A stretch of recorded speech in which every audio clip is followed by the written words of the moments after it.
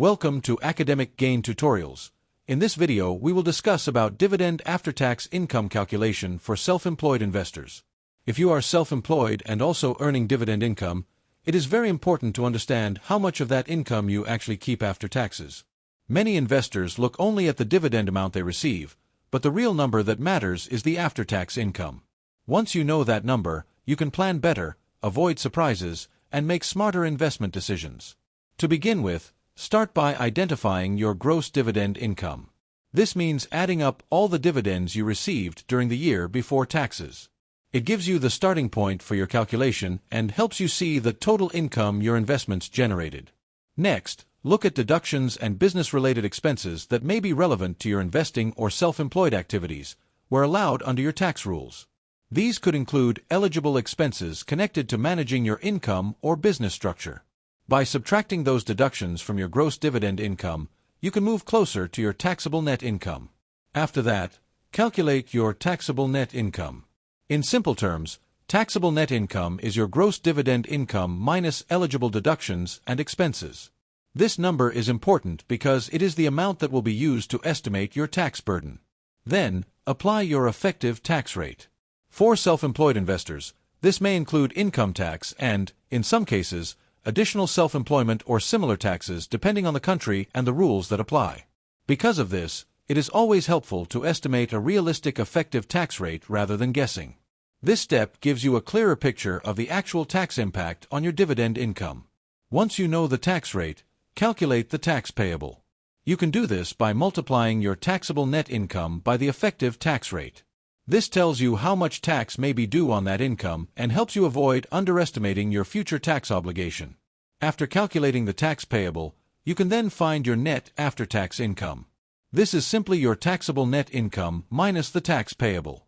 In other words, this is the amount of dividend income that remains in your pocket after taxes. This number is often the most useful figure for planning your spending, saving, and reinvestment decisions. In addition, if you want to measure investment performance more clearly, calculate the after-tax yield. You can do this by dividing your net after-tax income by your total investment cost. This shows the return you truly keep after taxes, which is far more useful than looking only at the gross dividend yield. For example, imagine you received $10,000 in gross dividend income. Then suppose you had $2,000 in eligible deductions and expenses. That leaves you with $8,000 in taxable net income. If your effective tax rate is 20%, your tax payable would be $1,600.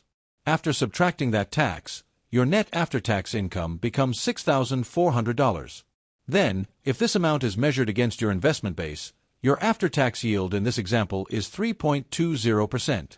Moreover, this process matters for several reasons. First, it helps you know your real income after taxes. Second, it allows you to plan better and reduce tax surprises. Third, it helps you keep more of your earnings by understanding how taxes affect your returns.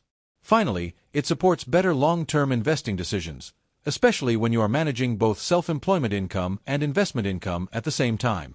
At the same time, remember a few important points. Self-employed investors should report dividend income properly on their tax return, keep good records of all dividends and expenses, and stay aware that tax rates may vary depending on income level, country, and local rules. Therefore, staying organized is just as important as doing the calculation itself. So, the main lesson is simple.